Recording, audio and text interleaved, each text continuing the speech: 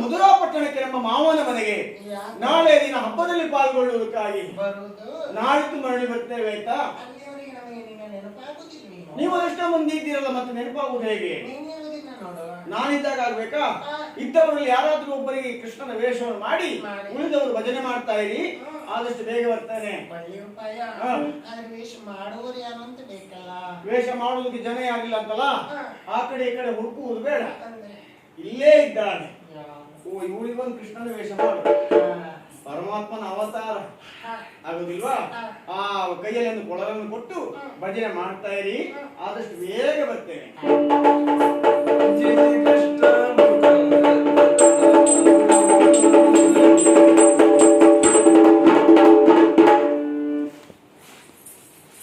ತೊಟ್ಟೆ ಬರ್ತಾರ.